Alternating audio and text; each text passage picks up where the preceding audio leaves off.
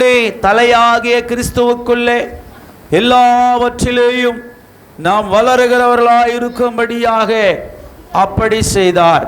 ஹல்லேலூயா. சொல்றதை கவனிக்கணும் எல்லாருங்க. చెప్పేది ఇక్కడ జాగ్రత్తగా గమనించాలండి అందరూ. கர்த்தர் நம்மோடு பேசுகிற நேரத்தில் தண்ணிக்கு எழுந்து போகிறது, ஃபோன் எடுக்கிறது, இதெல்லாம் விட்டுருங்க. దేవుడు మనతో మాట్లాడుతున్న సమయంలో నీళ్లకు లేచిపోవడం, ఫోన్ ఎత్తుకొని పోవడం వదిలేయండి. పిల్లలు ఎல்லாம் సైలెంట్గా ఉక్కారణం. పిల్లలందరూ సైలెంట్గా కూర్చోవాలి. హల్లెలూయా హల్లెలూయా. கர்த்தருக்கு மகிமை உண்டாவதாக. దేవునికి మహిమ కలుగును గాక. வளர்ச்சி இல்லைன்னு சொன்னா, ఎదుగుదల లేదంటే ஆண்டவருடைய கோபம் நம்ம மேல வரும். దేవుని యొక్క కోపం మన మీద వస్తుంది. அதனால நாம் கர்த்தருக்குள்ள வந்த பிறகு வளருகிறவர்களாய் தேறினவர்களாய் நிற்க வேண்டும். మనం దేవునిలోకి వచ్చినప్పుడు ఎదుగుదల ఉన్నవారంగా మనం కొనబడాలి. கர்த்தருக்குள்ள வளர்ச்சியை நம்முடைய வாழ்க்கையில நாம் பார்க்க வேண்டும். దేవునిలో ఎదుగుదల మన జీవితంలో మనం చూడాలి. சரீரம் குழந்தை பிறந்த உடனே பால் கொடுத்து அதுக்கு ஃபேரக்ஸ், அதுக்கு எத்தனோ விதமான நியூட்ரிஷன்லாம் கொடுத்து அந்த குழந்தை வளர்றதுக்காக எவ்வளோ பிரயாசப்படுறாங்க. బిడ్డ పుట్టిన వెంటనే బిడ్డ ఎదుగుదలకి సెరలాక్స్ ఏదేదో ఇచ్చి పెంచుతుంటారు. హల్లెలూయా. హల్లెలూయా. உயரமாக வரணும் சொல்லி நல்லா ஊட்டச்சத்தெல்லாம் கொடுப்பாங்க. మంచి పొడుగు రావాలనేసి మంచి కాంప్లెక్స్ అవి ఇవి ఇచ్చి పట్టిస్తూ ఉంటారు. అది శరీర వளர்ச்சிக்காக பாடுபடுகிறார். అది శరీర ఎదుగుదల కొరకు పాடுபடுతుంటారు. இந்த சரீரம் ஒரு நாள் மண்ணோடு மண்ணு கலந்து போகிறது. ఒక రోజుకి శరీరం మట్టితో మట్టిగా కలిసిపోబోతుంది. மண்ணோடு மண்ணு போகிற శరీరத்துக்கு எத்தனை విధమైన వளர்ச்சியை మనుషన్ ఎదుర్పార్க்கிறான். చూడండి, మట్టితో కూడా కలిసిపోయే శరీరానికి ఎన్నో ఎదుగుదల కొరకు మనుషులు ఏదేదో చేస్తున్నారు. இப்போதான் பிரதர் சொன்னது போல அந்த குழந்தைக்கு வேண்டிய பிளட் வேணும் சொல்லி அவங்க கேட்டுக்கொண்டிருக்கிறார்கள். ఇప్పుడు బ్రదర్ గారు చెప్పినట్లు ఆ బిడ్డకు బ్లడ్ లేదని అడుగుతున్నారు. హల్లెలూయా. హల్లెలూయా. அது எந்த குரூப்புக்கு சம்பந்தப்பட்டது, அந்த குரூப்புக்கு சம்பந்த ரத்தத்தை ஏற்றி அந்த குழந்தைக்கும் மற்றபடி அந்த தேவையான ஊட்டச்சத்து எல்லாம் கொடுத்து அந்த குழந்தைய வளர்க்குறாங்க எவ்வளோ కష్టపட்டு. ఆ బిడ్డకి కావాల్సిన రక్తం ఏ గ్రూప్ సంబంధించిన రక్తం మాత్రమే ఎక్కించి ఆ బిడ్డ ఎదుగు కావాల్సిన ఆహారాన్ని వాళ్ళు పెడుతున్నారు. హల్లెలూయా. హల్లెలూయా. அது போலவே ఆ విధంగానే உன்னுடைய ஆத்மா வளர்ச்சியை ஆண்டவர் எதிர்பார்க்கிறார். నీ ఆత్మీయ జీవితం ఎదుగుదలను దేవుడు కోరుకుంటున్నాడు. உன்னுடைய ஆத்மாவிலே ஒரு வளர்ச்சி வேண்டும். నీ ఆత్మలో ఒక ఎదుగుదల కావాలి. ஞானஸ்நானம் எடுக்கும் பொழுது அப்பொழுதுதான் நீங்கள் கிறிஸ்துவுக்குள் பிறக்கிறீர்கள். మీరు బాప్తిసం పొందుకున్నప్పుడు అప్పుడే మీరు క్రీస్తులో జన్మిస్తున్నారు. அந்த వచనం 3వ అధ్యాయం 27 அந்த గలతీయులను వాసిக்கிறோம். గలతీయులు 3:7 వాక్యం చూద్దాం. 27 ஏனெனில் உங்களில் கிறிஸ்துவுக்குள்ளாக ஞானஸ்நானம் பெற்றவர்கள் எத்தனை பேரோ அத்தனை பேர் கிறிஸ்துவை தரித்து கொண்டீர்களே. క్రీస్తులోనికి బాప్తిసం పొందిన మీరందరూ క్రీస్తును ధరించుకొని ఉన్నారు. அப்போ அதே போல 5వ అధ్యాయం 2 కొరింథీయులు 2 కొరింథీయులు 5వ అధ్యాయము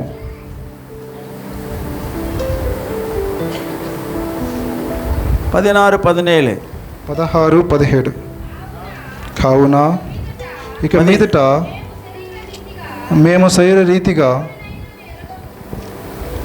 ఎవరినైనా ఎరగము, మేము క్రీస్తు శరీర రీతిగా ఎరిగి ఉండినను ఇక మీదట ఆయన అలాగ ఎరగము. కాగా ఎవడైనను క్రీస్తునందున్నడలా వాడు నూతన సృష్టి, పాతవి గతించెను, ఇదిగో క్రొత్తవాయెను. హల్లెలూయా. హల్లెలూయా. ஆகையால் இது முதற்கொண்டு நாங்கள் ஒருவனையும் மாம்சத்தின்படி அறியோம், நாங்கள் கிறிஸ்துவையும் மாம்சத்தின்படி அறிந்திருந்தாலும் இனி ஒருபோதும் அவரை மாம்சத்தின்படி அறியோம். இப்படி இருக்க ஒருவன் கிறிஸ்துவுக்குள் இருந்தால் புது சிருஷ்டியா இருக்கிறான், பழையவைகள் ஒழிந்து போயின, எல்லாம் புதிதாயின. హల్లెలూయా. హల్లెలూయా. అపోస్తలుడైన పౌలు இப்படி எழுதுகிறார். అపోస్తలుడైన పౌలు ఈ విధంగా రాస్తున్నారు. సహోదరనే సహోదరియే, సహోదరి సహోదరులారా, நீங்கள் మాంసத்தின்படி ஒருவரையும் அறியோம் என்று சொல்லப்படுகிறது. మీ శరీరానుసారంగా మీరు ఒక్కరిని ఎరుగురని చెప్పుచున్నారు. இங்கே பவுல் ஆண்டவராகிய இயேசு கிறிஸ்துவின் சொந்தக்காரராக காணப்படுகிறார். అయితే పౌలు యేసుక్రీస్తులు అందరూ బంధువులు అంటున్నారు. இயேசுவுக்கு சொந்தக்காரர், மாம்சத்தின் பிரகாரம் அவர் சொந்தக்காரர் ஆகுறாங்க. యేసుక్రీస్తు ద్వారా అందరూ నేను బంధువులు అంటున్నాడు. శరీర ప్రకారంగా పౌలు గారు యేసు ప్రభుకి బంధువు అవుతాడు. హల్లెలూయా. హల్లెలూయా. కాబట్టి ఆ శరీర సంబంధము నాకు వద్దు అంటున్నాడు పౌలు గారు. శరీరరీతిగా ఎవరిని ఎరగము. ఒకవేళ యేసుని కూడా మేము శరీరరీతిగా ఎరిగుంటే ఇక మీదట అట్లా ఎరగము అంటున్నాడు ఆయన. హల్లెలూయా, హల్లెలూయా. యేసువే కూడా నాங்கள் அறிய மாட்டோம். యేసుని మేము తెలుసుకున్నాము, ఎరగము. హల్లెలూయా, హల్లెలూయా. சர்ச்சுக்குள்ள வந்த பிறகு చర్చిలోనికి వచ్చినప్పుడు எல்லாரும் பார்த்து மாமா ஏ மச்சான்லாம் சொல்லக்கூடாதுங்க. అందరిని చూసి బామార్ది మామ అని చెప్పకూడదు. இங்க வந்த பிறகு பிரதர் சிஸ்டர் தான் சொல்லணும். ఇక్కడ లోపలికి వచ్చినప్పుడు బ్రదర్ సిస్టర్ మాత్రమే పిలవాలి. இங்க ஒரு நம்ம brother Johnny brother nutrition centre நடத்துறாரு. ఇక్కడ జానీ బ్రదర్ గారు న్యూట్రిషన్స్ నడిపిస్తున్నారు. அந்த சென்டர்ல படிச்சவன் படிக்காதவன் யாருமே கிடையாது, எல்லாருமே మేడం సార్ தான் கூப்பிடுவாங்க. అక్కడ ఎలాంటి విభేదం లేదు, చదివిన వారు చదవని వారిని ఏ విభేదం లేదు, అందరిని సార్ని ஒரு పిలుస్తారు. வயல்ல வேலை செஞ்சுட்டு வர ஒரு விவசாயியை பார்த்து சார்ன்னு சொல்றாங்க. అక్కడ పొలంలో పనిచేసి వస్తున్న వ్యవసాయం చేసే అతన్ని చూసి కూడా సార్ అంటున్నారు. ரிக்ஷா மெரிக்கிற அந்த நியூட்ரிஷன் வந்து அவரையும் சார் தான் சொல்லுவாங்க. రిక్షా తొక్కేసి ఆ న్యూట్రిషన్ సెంటర్కి వచ్చినప్పుడు వాళ్ళని కూడా సార్ అని పిలుస్తున్నారు. హల్లెలూయా, హల్లెలూయా. கர்த்தருக்கு மகிமை உண்டாவதாக. దేవునికి మహిమ కలుగును గాక. ஒரு சிஸ்டமேட்டிக்கா ஒரு பிசினஸ் நடக்கும் பொழுது, ఒక సిస్టమేటిక్ ఒక బిజినెస్ జరుగుతున్నప్పుడు, ஆனால் தேவனுடைய ஆலயத்துக்குள்ள தேவன் சொல்லுகிற பிரகாரம் நடக்கிறதுக்கு ஒப்பு கொடுக்க வேண்டும். అయితే దేవుని మందిరంలో దేవుని చెప్పిన ప్రకారం మీరు ఒప్పుకొనాలి. நாம் எல்லாரும் சகோதரர் என்று வேதம் சொல்லுகிறது. మనమందరం సహోదరులు సహోదరిని చెప్పొచ్చినది. இப்படி கிறிஸ்துவுக்குள்ளே ஒரு வளர்ச்சியை பவுல் சொல்லுகிறார். ఇలాంటి ఎదుగుదల పౌలు గారు చెప్తున్నారు. ஆவிக்குரிய வளர்ச்சி வர வர வர வர வர மாம்சத்தின் பிரகாரமான காரியங்கள் அழியப்பட வேண்டும். మీరు ఆత్మలో ఎదిగే కొద్దికి ఆ శరీర క్రియలు నశించాలి. கரெக்டா சொல்லுங்க. ஹல்லேலூயா, హల్లెలూయా. நான் நெல்லூரில் ஊழியம் செய்து கொண்டிருந்தேன். నేను నెల్లూరులో సేవ చేస్తున్నాను. அந்த ஆரம்பத்து நாட்களிலே அங்கே பாஸ்டர் ஏனஸ்ட் பாலன் ஒருத்தர் ஊழியம் செய்தார். ప్రారంభ దినాల్లో ఏఎన్ఎస్ పాస్టర్ అనేసి సేవ చేస్తున్నారు. அவர் தன்னுடைய தாய் தகப்பனார் எல்லாரையும் விட்டுட்டு ஊழியத்துக்காக, அந்த ஊழியம் எப்படி என்றால் அந்த பெந்தகோஸ்து ஊழியத்தில் வீட்டுக்கு போகக்கூடாது, தாய் தகப்பன் சொந்தக்காரங்க எந்த பந்தமே இருக்கக்கூடாது. తల్లిదండ్రులు బంధువులు అందరిని విడిచిపెట్టి పెంతెకోస్తు సంఘంలో సేవ చేయడానికి ఆయన అప్పగించుకున్నారు. ఇంకెప్పుడు ఇంటికి కానీ బంధువుల దగ్గర వెళ్ళకూడదు అనుకున్నారు. వసనం ఎప్పుడికిదో அப்படியே அந்த சபையில் நடக்குது. ఆ వాక్యం ఎలా ఉందో అలాగనే ఆ సంఘంలో జరుగుతుంది. அதே போல ஒரு சபையா இருந்தால் எந்த சபையானாலும் சரி பைபிள் பிரகாரமாய் நடக்கணும் அப்படின்றதான் நானும் விரும்புகிறேன். అది ఏ సంఘమైనా సరే బైబిల్ ప్రకారం నడవాలని నేను ఆశిస్తున్నాను. அந்த நாட்களில் நாங்கள் அந்த பாஸ்டர் ஏனஸ்ட் அவர்கள் తన కుటుంబத்தை విட்டு வந்து అనేక வருஷங்கள் ஆயிருது. ఆ ఏఎన్ఎస్ పాస్టర్ ఆ దినాల్లో వాళ్ళ కుటుంబాన్ని విడిచిపెట్టి అనేక సమస్యలు అయినాయి. ஒரு நாள் அவங்க தாய் தன் மகனை பார்க்கணும்னு ஒரு வாஞ்சையோட வந்தார்கள். వాళ్ళ తల్లి గారు వాళ్ళ కుమారుని చూడాలని ఎంతో ఆశతో వచ్చారు. கேட்டு கிட்ட வந்து கேட்டாங்க, இது மாதிரி என் பையன் இங்கே ஊழியம் செய்கிறாருங்க, அவரை நான் பார்க்கணும் சொல்லி அந்த அம்மா சொன்னாங்க. చర్చి గేట్ దగ్గరకు వచ్చి నా కుమారుడు ఇక్కడ సేవ చేస్తున్నాడు, నా కుమారుని నేను చూడాలని ఆమె చెప్పారు. கூப்பிட்டேன், ஏனஸ் பிரதர் உங்களை பார்க்கறதுக்கு உங்கள் అమ్మ வந்திருக்காங்க சொன்னாங்க. అక్కడున్న వారు ఏఎన్ఎస్ బ్రదర్ గారు మిమ్మల్ని చూడడానికి మీ తల్లి గారు వచ్చి అని చెప్పారు. நான் தான் கூப்பிட்டேன்யா, నేనే పిలిచాను. సారీ, நான் போய் கூப்பிட்டேன், ஏனஸ் பிரதர் உங்கள் అమ్మ வந்திருக்காங்க பார்க்கணுமா அப்படின்னு சொன்னேன். నేను వెళ్ళి పిలిచాను, ఏఎన్ఎస్ బ్రదర్ గారు మీ తల్లి గారు వచ్చినారు అనేసి. அப்போ அவர் வந்து பார்த்து அப்படியே ரொம்ப அன்பாக காட்டி பேசுவாங்க நினச்சேன். నేను చెప్పిన వెంటనే ఆయన వెళ్ళి వాళ్ళ తల్లిని చూసి చాలా ప్రేమతో మాట్లాడతారు అనుకున్నాను. அவர் வந்த உடனே என்ன சொன்னார்னா, ఆయన వచ్చిన వెంటనే ఏమన్నాడంటే, யாரு நீ, ఎవరు నువ్వు, என்ன வேணும் உனக்கு சொன்னார். నీకేం కావాలని చెప్పారు. హల్లెలూయా, హల్లెలూయా. எனக்கு பக்கன்చి, నాకు అలాగే ఒక బక్కనింది. அவர் சொன்னார் பிறகு, ఆయన చెప్పిన వెంటనే, மாம்சிகமா எல்லாத்தையும் விட்டுட்டு நான் வந்து ஊழியம் செய்து கொண்டிருக்கிறேன், శరీరానుసారంగా నేను అన్ని విడిచిపెట్టి నేను సేవ చేస్తున్నాను, ஏமா நீ என்னை தேடி வர அப்படின்னாரு. ఎందుకొరకు నువ్వు వచ్చావు అంటున్నాడు. హల్లెలూయా, హల్లెలూయా. இங்கே பவுல் அதான் சொல்றாரு, ఇక్కడ పౌలు గారు కూడా అదే అంటున్నారు. மாம்சத்தின் பிரகாரமாய் நான் என்னுடைய இயேசுவை கூட நான் அறிய மாட்டேன் என்று சொல்லுகிறார். శరీరానుసారంగా నేను యేసు ప్రభువును ఎరగనని చెప్తున్నాడు. மாம்சத்தின் சிந்தை மரணம், మాంసపు యొక్క శరీరపు ఆలోచనలు మరణము, శరీరానుసారమైన మనసు, హల్లెలూయా, హల్లెలూయా. ఆవికురియ సిందై అది జీవన్ సమాధానం. శరీరానుసరమైన ఆలోచన అది మరణాన్ని నడిపిస్తుంది. నేను చెప్పింది ఆవికురియ సిందై. సరే, ఆత్మీయ యొక్క ఆలోచన ఆత్మానుసారమైన మనస్సును వస్తుంది. ఆవికురియ సిందై జీవనం సమాధానమా. ఆత్మానుసరమైన మనసు జీవము సమాధానం. హల్లెలూయా, హల్లెలూయా. సత్తమా சொல்லு எல்லாரும் శబ్దంగా చేద్దామా. హల్లెలూయా. ஆவிக்குரிய வளர்ச்சியை நீங்கள் சரியா கவனிக்க வேண்டும். ఆత్మీయత ఎదుగుదల మీరు సరిగా గమనించాలండి. எப்போ வந்தாலும் நம்ம பிறந்தது ஞானஸ்நானம் எடுத்து எத்தனை வருஷம் ஆனாலும் நாம் அதே மாம்சீக சிந்தையும், உலக ஆசை, உலக இச்சை, சினிமா பைத்தியம், செல்லு மேல பைத்தியம், ஏதோ ஒரு காரியத்துக்காக தன்னுடைய வாழ்நாளை வீணாய் கழித்து கொண்டிருக்கிறீர்களா? మీరు బాప్తిసం పొందిన తర్వాత కూడా ఈ శరీరానుసారం నడుచుకుంటూ శరీర కార్యాల ప్రకారం నడుచుకోవచ్చు, ఈ లోక సంబంధ సినిమాలు అవి ఇవి చూసుకుని నడుచుకుంటున్నారా? வசனம் சொல்லுது ஞானஸ்நானம் எடுத்த பிறகு நீ செத்தாய். వాక్యం అంటున్నది మీరు బాప్తిసం పొందిన తర్వాత మీరు చనిపోయారు అంటున్నది. இங்கே பவுல் சொல்லுகிறார், நான் இது முதற்கொண்டு ஒருவனையும் மாம்சத்தின்படி அறியோம் என்று சொல்லுகிறார். ఇక్కడ పౌలు గారు అంటున్నారు, ఇక మీదట మేము శరీరీతిగా ఎవరినైనా ఎరుగము అంటున్నాడు. கிறிஸ்துவையும் மாம்சத்தை அறிந்திருந்தாலும் இனி ஒருபோதும் அவரை மாம்சத்தின்படி அறியோம். మేము క్రీస్తును శరీరీతిగా ఎరిగి ఉండినను ఇక మీదట ఆయనను అలాగా ఎరుగము. எங்க பெரிய தங்கச்சி பானு, முதல்ல அந்த அம்மா பேரு மஞ்சுளா, அப்புறம் மாத்திட்டாங்க பானு, எங்க பெரிய தங்கச்சி பேர். మా యొక్క పెద్ద చెల్లెలి పేరు ముందు మంజులను పెట్టినారు, మళ్ళీ బాను అని పేరు మార్చారు. ఫోన్ பண்ணாగా ஒரு நிமிஷம் 2 நிமிஷம் பேச்சு அவ்வளோதான் வச்சிருவேன். ఫోన్ చేస్తే 1 నిమిషం 2 నిమిషం మాట్లాడి పెట్టేస్తాను. அந்த அம்மா பாதப்படாங்க, ஒரு அண்ணன் தம்பி ஒரு கஷ்டத்தில் என்ன பேசத்தோட கஷ்டமாகுது அப்படின்னு சொல்லுவாங்க. ఆమె చాలా బాధపడుతుంది, ఒక అన్నదమ్ముడుగా ఉండి కూడా నా కష్టం బాధల్లో చాలాసేపు మాట్లాడడం లేదే, ఒక ఆదరణగా ఇచ్చి మాట్లాడలేదని బాధపడుతుంది. அவங்க வீட்டுக்குள்ள போனாலும் சரி, వాళ్ళ ఇంటికి వెళ్ళినా సరే அதிகமாக உட்கார மாட்டேன், பேச மாட்டேன், அவங்க கூட நேரம் கிளம்ப போயிட்டே. ఎక్కువసేపు కూర్చోను, ఎక్కువగా మాట్లాడను, బయలుదేరి వచ్చేస్తూ ఉంటాను. ஆவியில பிறந்தவங்க, ఆత్మీయతలో పుట్టిన వారు, அவங்க என்னன்னா என் கூட பிறந்த அண்ணன், எங்க அண்ணி எல்லாரும் எங்க இருக்கணும், ஒரு நைட்டு தங்கணும், எங்க கூட சாப்பிடணும், இப்படியெல்லாம் ஒரு பாசம் அவங்களுக்கு. వాళ్ళకి ఏమిటంటే మాతో ఉండాలి, మాతో ఒక రోజు నైట్న పడుకోవాలి, మాతో కూడా పుట్టిన అన్నదమ్ముడు, అక్కా చెల్లెలు ప్రేమ, ఆ యొక్క అనురాగాలు కాబట్టి ఉండాలి, మాతో కూడా సహవాసం చేయాలి, ఒక రోజు ఉండాలి, అట్లా ఆశిస్తూ ఉంటారు. ఉలగం அப்படி ஆஞ்சிக்கிறது, లోకం అలా ఆశిస్తూ ఉంటుంది. ஆனால் பிரியமாலே ஆவி ஒத்துக்கொள்றது இல்லை. అయితే ఆత్మ ఒప్పుకోవడం లేదు. பாசம் இருக்குது, அக்கா தங்க அண்ணன் தம்பி தான், ఆ ప్రేమ ఉన్నదిగా, ప్రేమ ఉన్నది. ஆனா உள்ள இருக்கிற ஆவியானவர், అయితే లోపల ఆత్మ దేవుడు அவங்க கூட அதிகமா உறவாடுறது, சொந்தமா ஓடுறதும் அதுக்கு நேரம் இல்லை. எங்கன்னா சரி, எங்கள் சொந்தக்கார வீட்டு போனாலும் சார், அந்த நாளில் ஒரு ப்ரேயர் வச்சுட்டு தான் அங்கே போய் நாங்கள் அங்கே தங்குவோம். ఎక్కడైనా సరే మేము బంధువుల ఇంటికి వెళ్ళినప్పుడు ప్రార్థన పెట్టి అక్కడ మేము నివసిస్తాం. அங்கே போய் ஒரு நாள் தங்கினா அன்றைக்கி ஒரு உபவாச ப்ரேயர், இல்லை போனால் அன்றைக்கி ஒரு சாயங்காலம் ஒரு மீட்டிங் இருக்கும். ఆడ వెళ్తే ఒక ఉపవాస ప్రార్థన, లేదా సాయంత్రం ఒక మీటింగ్ ఉంటుంది. வீணா உட்காரத்துக்கு எனக்கு ஆவியான ஒத்துக்கொள்ள மாட்டேன். అనవసరమైనగా ఆడ కూర్చోవడానికి ఆత్మదేవుడు ఒప్పుకోడు. வீணாக எங்கன்னா பீச்சுக்கு கூட்டின்னு போவாங்க, అనవసరంగా బీచ్కి తీసుకెళ్తారు.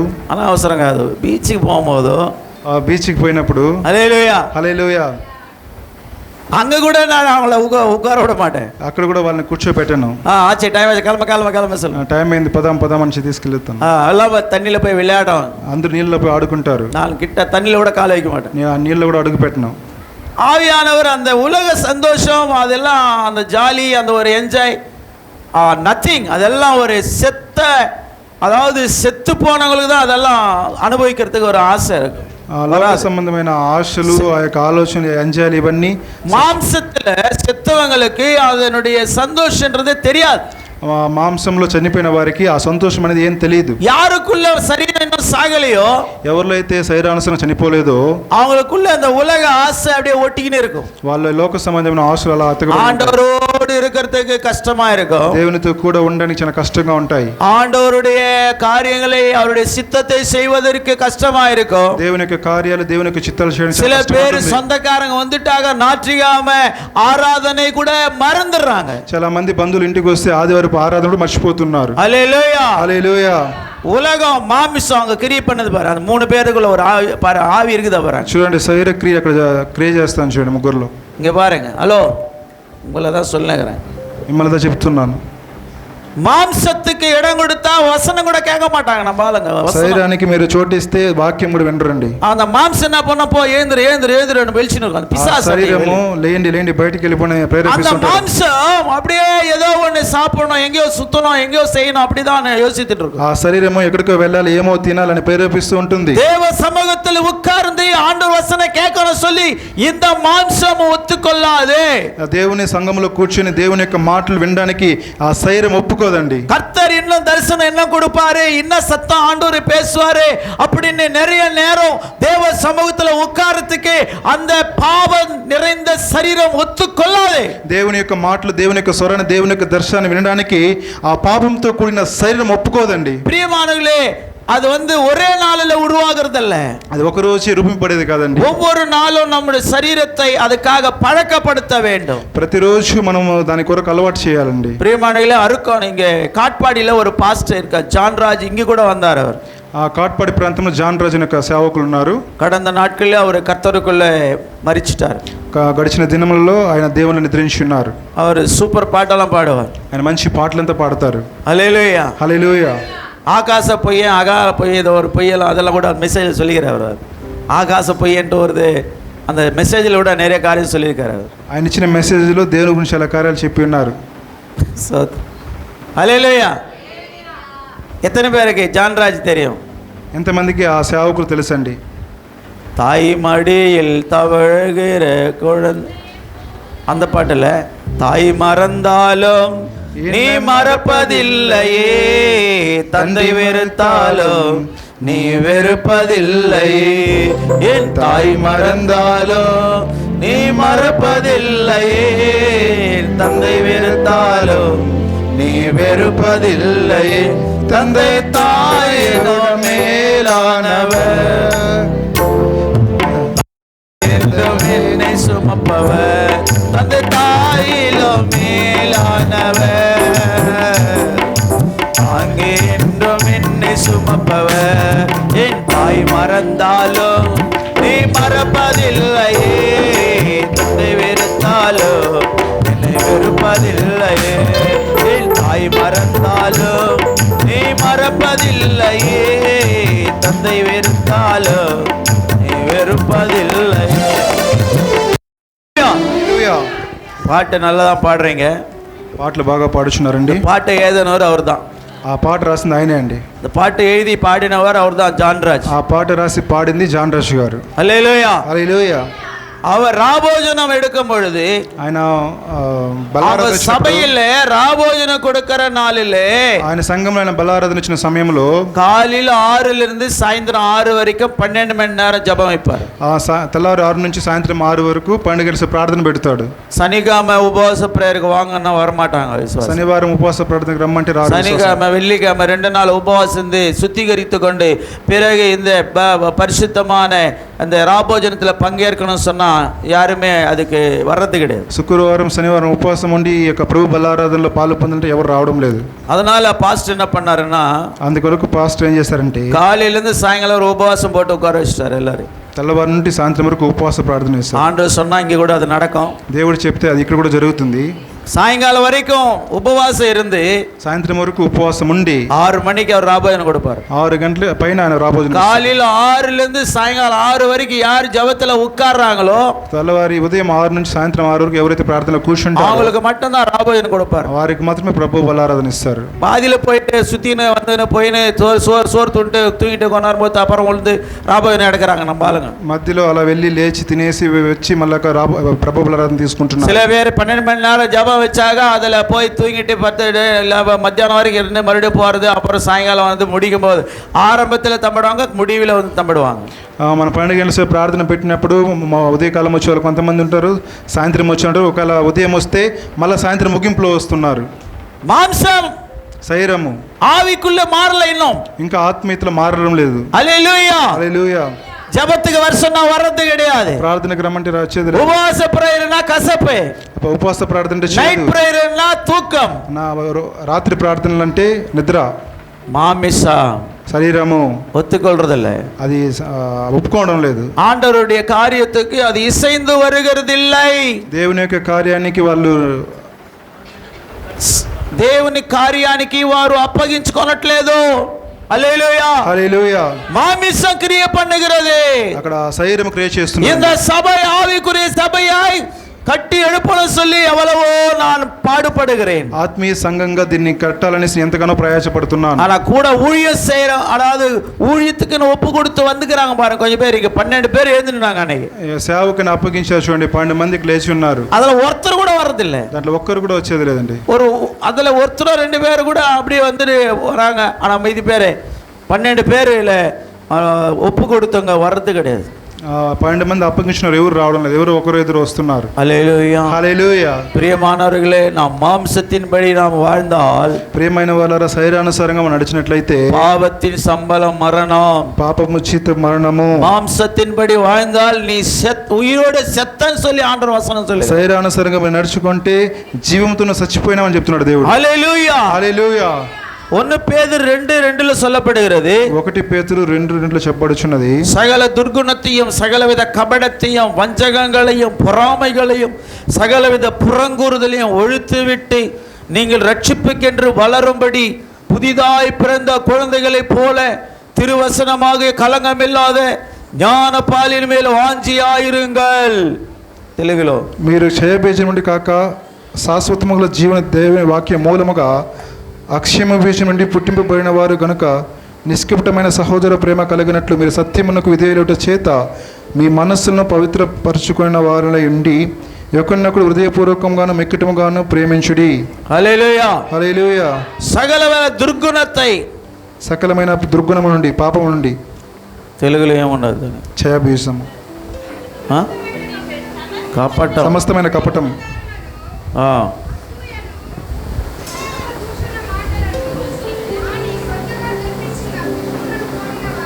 అదే మైక్లో చెప్పేయా.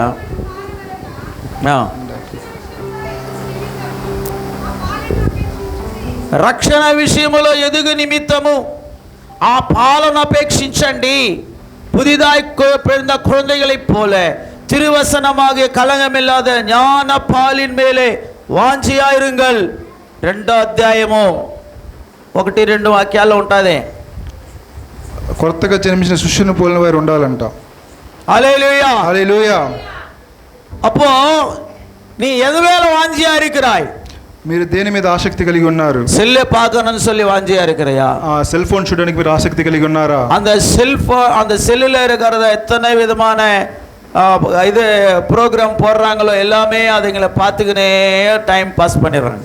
ఆ సెల్ ఫోన్లో వస్తున్న ప్రోగ్రాంలు చూస్తూ టైం పాస్ చేస్తూ ఉంటున్నారు. ప్రియమానవர்களே, அதிலெல்லாம் நம்முடைய வாஞ்சை இருக்க வேண்டியது. దాంట్లో కాదు మన ఆసక్తి ఉండాల్సింది. வீணாக போய் வேற காரியங்களை மாட்டிக்கொண்டு దేవునుడి సముఖంలో ఉక్కారత కూడా నేరం கிடையாது. అనవసరమైన కార్యాలలో చిక్కుకొని దేవుని యొక్క సమూహంలో కూర్చోడానికి, బైబిల్ వాసిக்க టైం கிடையாதுன்னு சொல்றாங்க. బైబిల్ చదవడానికి కూడా సమయం లేదంటున్నారు. వచనం రక్షిపుకెండ్రు వలరుంబడి, రక్షణ కొరకు మీరు ఎదగడానికి, రక్షిపుకెండ్రు నీ వలరనం సహోదరనే సహోదరి, రక్షణ కొరకు మీరు ఎదుగుదల ఉండాలండి సహోదరి సహోదరులు. వలర్దాதான் நீ రక్షిக்கப்பட முடியும். మీరు ఎదిగితేనే మీరు రక్షించబడతారు. நல்ல శరీరத்துல వలరదல்ல, శరీరంలో ఎదగడం కాదు, ஆவிக்குரிய வாழ்க்கையில வளர வேண்டும். ఆత్మీయ జీవితంలో మీరు ఎదగాలండి. நீ వలరుகிறதுக்கு అடைయాళం என்னன்னு சொன்னா, మీ ఎదగడానికి ఒక గుర్తు ఏంటంటే సకలమైన దుర్గుణం ఉన్ని విట్టి నీగి పోగணும். సకలమైన దుర్గుణాల పాపాలు మిమ్మల్ని విడిచిపెట్టిపోవాలి. సమస్త విధమైన కపటం అని ఉండాలి చూడండి. సమస్తమైన కపటమును, కపటం ఇరుకకూడదు, దుర్గుణం, కపటం ఉండకూడదండి. సకల విధ కపటం, సమస్తమైన కపటము, வஞ்சகம், వేషధారణ, வஞ்சிக்கிறதான வஞ்சகம் இருக்கக்கூடாது நமக்குள்ள. మేము మన దాంట్లో వేషధారణ ఉండకూడదండి. హల్లెలూయా హల్లెలూయా. அதான் உலகத்துக்கு ஒத்த வேஷம் போடக்கூடாது பவுல் ரோமர்ல சொல்லுகிறார். ఆ లోకానుసారం వేషధారణ ఉండకూడదని పౌలు చెప్తున్నాడండి. హల్లెలూయా హల్లెలూయా. பொறாமைகள், అసూయలు என்ன இருக்கக்கூடாது? ఏముండకూడదండి? பொறாமைகள், అసూయ ఉండకూడదండి. పురంగురుదల్, కొండెములు చెప్పుట, హల్లెలూయా, దూషణ మాటలు మాట్లాడట, కొండెములు, దూషణ కాదయ్యా, కొండెములు చెప్పు, తెలుగులో చెప్తున్నా నేను. పురంగురుదల్, పురంగురుదల్ என்ற కొండెములు, కొండెములు, హల్లెలూయా హల్లెలూయా. இந்த கதை அங்க சொல்றது, அந்த கதை இங்க சொல்றது. ఇక్కడ మాటలు అక్కడ చెప్పేది, అక్కడ మాటలు ఇక్కడ చెప్పేది. మీ కూడా పుట్టిన అన్నదమ్ములైనా సరే, అక్కాజీలైనా సరే, లేకపోతే ఇరుగు పొరుగు ఎవరి మాటలు ఆ మాటలు ఈ మాటలు అక్కడ చెప్పేది వాక్యం అంటున్నది, గద్దిస్తున్నది, అది పురంగురుదల్, అది విட்டுருங்க சொல்லப்படுது. ఆ యొక్క అలా చెప్పేది వదిలేయమని వాక్యం చెబుతున్నదండి. எங்க கேட்கறியோ அங்கேயே விட்டுரு அந்த வார்த்தைகளை. నువ్వు ఎక్కడ వింటున్నావో ఆ మాటలు అక్కడికి వదిలేయాలి. அதை போய் இன்னொருத்தருக்கு சொல்லாதே. అది పోయి తీసుకెళ్లి వేరొక చెప్పొద్దండి. அது சொன்னா நீ நரகம் தான் போற. అలా చెప్తే నువ్వు నరకానికి వెళ్తావు. புறங்குறுகிற பரலோகம் போக முடியாது. మీరు ఒకరి మీద ఒకరు చెప్పుకుంటే మీరు పరలోకం వెళ్ళరండి. ఒకరి మీద ఒకరు చెప్పుకుంటే కొండెమలు చెప్పండి. కొండెమలు చెప్పుకుంటే కొరతలు குறைங்களை சொல்றது. இந்த குறை இவங்கள பத்தி குறை அவங்களும் சொல்றது, அந்த குறைங்களை இங்கே சொல்றது. వారిని బట్టి వీరిని బట్టి కొరతలు చెప్పుకుంటూ ఉండడం. அப்புறம் புதிதாய் பிறந்த குழந்தைகளை போல மாற வேண்டுமா? చూడండి, కొత్తగా జన్మించిన శిశువు పోలే మారాలంట. அந்த குழந்தைங்க யாருகிட்ட இல்ல, எல்லாம் புதிதாய் பிறந்த குழந்தை இருக்குதா? 1 மாசம் குழந்தை, 2 மாசம் குழந்தை. ఇక్కడ ఎవరి దగ్గరైనా కొత్తగా జన్మించిన శిశువు ఉందా అండి? 1 నెల బిడ్డ, 2 నెలలు இல்ல, లేదు. హల్లెలూయా, హల్లెలూయా. அப்ப புதிதா பிறந்த குழந்தை எப்படி இருக்குமோ, అప్పుడు కొత్తగా జన్మించిన శిశువు ఎలా ఉంటుందో அது பச்சை அந்த వசనத்துல இருக்குது. వసన పడి కొత్తగా జన్మించిన శిశువులను పోలిన వారై నిర్మలమైన వాక్యములను పాలన వలన రక్షణ విషయంలో ఎదుగు నిమిత్తము ఆ పాలన అపేక్షించుడి. హల్లెలూయా, హల్లెలూయా. ஆவிக்குரிய ஜீவிதத்துல வளர்ச்சி அடையாளம் என்னன்னு சொன்னா, ఆత్మీయ జీవితానికి ఎదుగుదల యొక్క సూచనలు ఏంటంటే బైబిల్ கையமா எப்பவும் இருக்கணும். బైబిల్ எடுத்து படிக்கணும். బైబిల్ எடுத்து చదవాలండి. செல்போன் எல்லாம் கையில இருக்க வேண்டியது. సెల్ ఫోన్ కాదు, చేతులు ఉండవలసింది. బైబిల్ எடுத்து படிச்சுட்டு இருக்கணும். బైబిల్ తీసి చదవాలి. அப்பதான் நீ வளர்ச்சி வளர்ந்துக்கிற, ஆவிக்குரிய ஜீவிతం வளர்ந்துக்கிறன்னு அர்த்தம். అప్పుడే నీవు ఆత్మీయ జీవితంలో ఎదిగి ఉన్నావు అని అర్థము. బైబిల్ ஞாயிற்றுக்கிழமை எடுத்த பைபிளை எடுத்து போய் அங்கே வச்சானா, ఆదివారం తీసిన బైబిల్ తీసుకుని మెల్లాడు పెట్టినావంటే அப்புறம் மறுபடியும் இன்னொரு ஞாயிற்றுக்கிழமை మళ్ళీ వచ్చి ఆదివారం ఎత్తు இப்படி தொட்சி కానీ దుమ్ము తడుతూ ఉంటారు. ஏன்னா ஞாயிற்றுக்கிழமை எடுத்து வச்ச பைபிள், ఆదివారం ఎత్తుకొని పెట్టిన బైబిల్ மறுபடியும் ஆதிவாரம் மறுபடியும் ஞாயிற்றுக்கிழமை தான் போய் அதை எடுப்பாங்க. మరలా ఆదివారం మాత్రమే దాన్ని அப்போ எல்லாம் தும்மு தூசு எல்லாம் மேலே இருக்கும். ఆ పాటికంటే దాని మీద దుమ్ము అంతా தட்டிட்டு அப்படியே எடுத்துன்னு வருவாங்க. మళ్ళీ దాన్ని అలా తుడిచి తీసుకొస్తూ ఉంటారు. இங்கே வந்து அப்போதான் நம்ம வசனம் சொல்லிருப்பாரு. ఇక్కడ వాక్యం చెప్పబడుతుంది చూడండి. அப்போதான் படிப்பாங்க, అప్పుడుదా చదువుతారు. அவங்க கண்ணில் அப்போதான் தம்புறது அந்த பைபிள். అప్పుడే వాళ్ళ కళ్ళకి ఆ బైబిల్ బైబిల్ நான் சொல்லிருப்போம், ఇక్కడ బైబిల్ చెప్తారు. அவங்க பாட்டுన படிச்சுன்னு உட்கார்ந்திருப்பாங்க. వాళ్ళ పాటు వాళ్ళు చదువుకుంటూ కూర్చుంటారు. హల్లెలూయా, హల్లెలూయా. வீட்ல படி பிரதர், ఇంట్లో చదువుకోండి బ్రదర్. సిస్టర్ வீட்ல படித்து బైబిల్ எவ்வளவு காரியம் இருக்கு தெரியுமா? அதுல సోదరు ఇంట్లో చదువుకోండి, ఇన్ని కార్యాలు. ఇది ఒక సముద్రం పోల, ఇది ఒక సముద్రం లాగున అమృత సముద్రం. ఇది ఒక అమృతమైన సముద్రం. అమృతం இருக்குது இதுல. దీంట్లో అమృతం ఉన్నదండి. ஆமா, இது வந்து அப்படியே வசனம் சொல்லுது, பாதைகள் நெய்யாய் பொழிகிறது என்று சொல்லப்படுகிறது. ஹல்லேலூயா, சத்தமா சொல்லு ஹல்லேலூயா. ஹல்லேலூயா. அதாவது தேனை காட்டிலும் தெளித்தேனிலும் మధురమానదా இந்த వచనం. జుంటి తేనె దారుల కన్నా మధురమైనదని వాక్యం చెప్తుంది. తేనె కంటేను జుంటే తేనె దారుల కంటే మధురమైనదిగా ఉన్నది. ఆమేన్. இத வீட்ல உட்கார்ந்து குடிக்கணும். போய் நீ உட்கார்ந்து ఇంట్లో కూర్చొని దీన్ని తాగాలండి. இங்க வந்து நக்கி பாக்குறதா? இங்க நக்கி தொட்டு మీరు అలా சில பேர் பைபிளை வந்து கொஞ்சம் எச்ச தூக்கி அதுல போட்டு தொட்டு தொட்டு இப்படி எத்துனுக்குறாங்க. இப்படி நக்கறது, இப்படி அடக்கிறது, இப்படி நக்கறது ஊரகா தோட்டுற மாதிரி. చాలా మంది నాలుగు మీద వేలు పెట్టి అలా అలా తోస్తూ చదువుతూ ఉంటారు. ఇది పరిశుద్ధ వేదాగమను బైబిల్ சொல்லுகிறது. ఇది పరిశుద్ధమైన గ్రంథం అని చెప్తుంది. అవి ఎచ్చ పోட்டு தொட்சி ఎత్తునగరే. మీరు అలా ఎంగిలి వేసి తాకి దాన్ని అలా పేపర్ ఎడకలన్న ఎడక முடியலையா? ఆ పేపర్ మీరు ఇలా తీయలేకపోతున్నారా? హల్లెలూయా, హల్లెలూయా. ஒரு గ్లాస్ தண்ணி வச்சுக்கோ, ఒక గ్లాస్ నీళ్లు పెట్టుకోండి. இல்ல நீங்க வந்து ஒரு கடையில் கேட்டால் ஒரு ஸ்பாஞ்சு ஒன்று தருவான் ஒரு டப்பாயில். అవునండి, అంగిట్లో వాటికనే వాటర్ స్పాంజ్ అమ్ముతారు. వాటర్ స్పాంజ్ அதை எடுத்து தொட்டு இப்படி பைபிள் எடுத்து பாரு.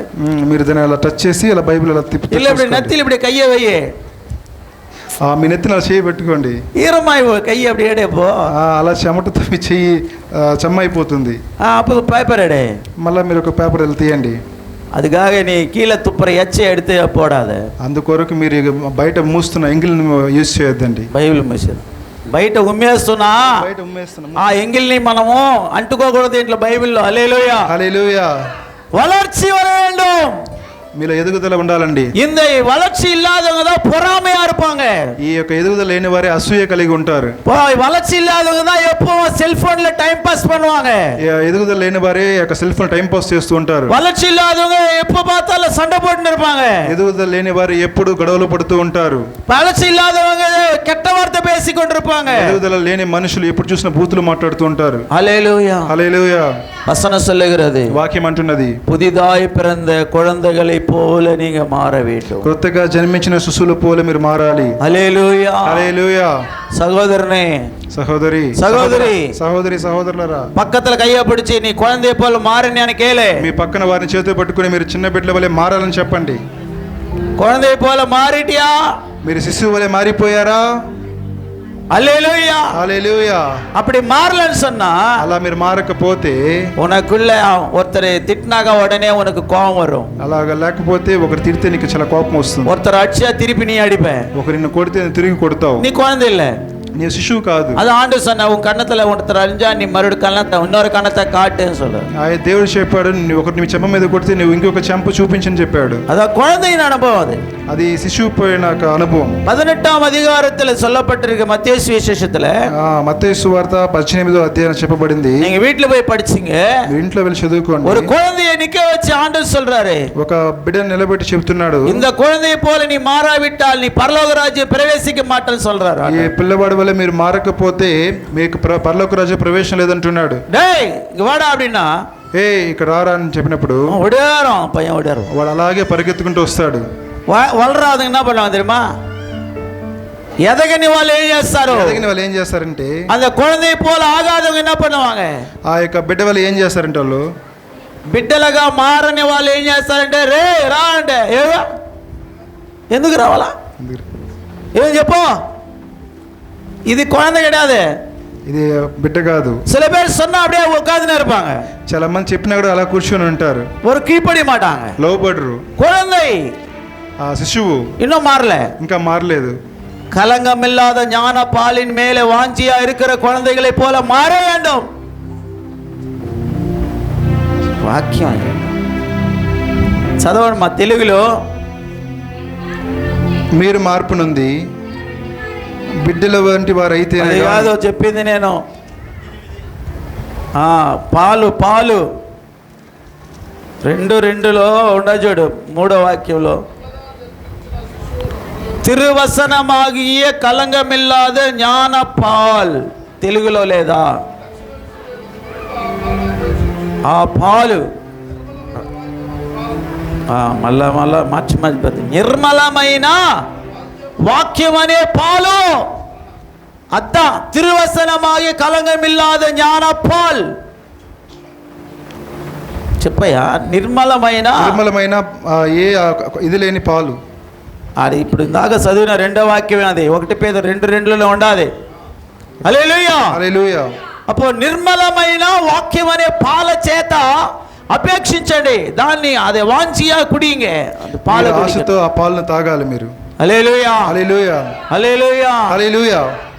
சிறு பிள்ளைகள் குழந்தைகளை போல மாற வேண்டும். మీరు చిన్న పిల్లల వలె మారాలండి. அப்பதான் பரலோக ராஜ்யம் போக முடியும். అప్పుడే మీరు పరలోక రాజ్యం వెళ్ళగలరు. நிறைய காரியம் இருக்குது, நேரம் இல்லை. చాలా కార్యాలు ఉన్నాయి కాబట్టి సమయం లేదు. 1 யோவான் 3:18 சொல்லப்பட்டது. 1 యోహాను 3:18 చెప్పబడింది. 3:18 3:18 என் பிள்ளைகளே, நீ வசனத்தினாலும் நாவினாலும் அல்ல, క్రియనాலும் ఉన్మీనాலும் అన్బు కూర కడవు. చిన్న పిల్లలారా, మాటతోనూ నాలుకతోనూ కాక క్రియతోనూ సత్యముతోనూ ప్రేమింతుము. హల్లెలూయా. హల్లెలూయా. அதனால நீங்க வளர்ச்சி எப்படி இருக்குன்னு சொன்னா, கடவுளுடைய வசனத்துல அந்த 2ஆம் அதிகாரத்தில் என்ன சொல்லப்பட்டதுன்னா, 1 பேதுரு 2 என்ன படித்தோம்? 1 பேதுரு 2ல புதிதா பிறந்த குழந்தைகள் திருவசனம், కొత్తగా జన్మించిన శిశువును పోలిన వారై రక్షిపుకెండ్రు వలరుగబడి రక్షణ విషయమై ఎదుగుదల. రక్షణ విషయంలో ఎదుగు నిమిత్తం. రక్షిக்கப்பட்டன்னு சொன்னா உனக்குள்ள வளர்ச்சி காணப்பட வேண்டும். రక్షింపబడాలంటే మీలో ఎదుగుదల ఉండాలి. வளர்ச்சி எப்படி இருக்கும்? ఎదుగుదల ఎలా ఉంటుంది? அவங்க தேவனுடைய திருவசனமாகிய அந்த பாலை வாஞ்சிக்கிறவங்களா இருப்பாங்க.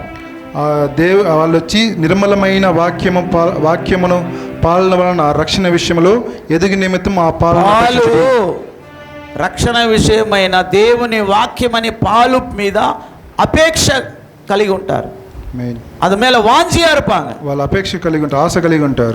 வசனம் எப்போ படிக்கணும் அவங்க கூட வர இன்ட்ரெஸ்டா வசனத்தை படிச்சுனே இருப்பாங்க. వాళ్ళు ఎప్పుడు వాక్యం చదవాలని ఒక ఆసక్తి కలిగి ఉంటారు. நீங்க உண்மையிலே போய் ஜெபம் பண்ணி தேவ சமூகத்துல உட்கார்ந்து பைபிளை படிச்சு பாருங்க.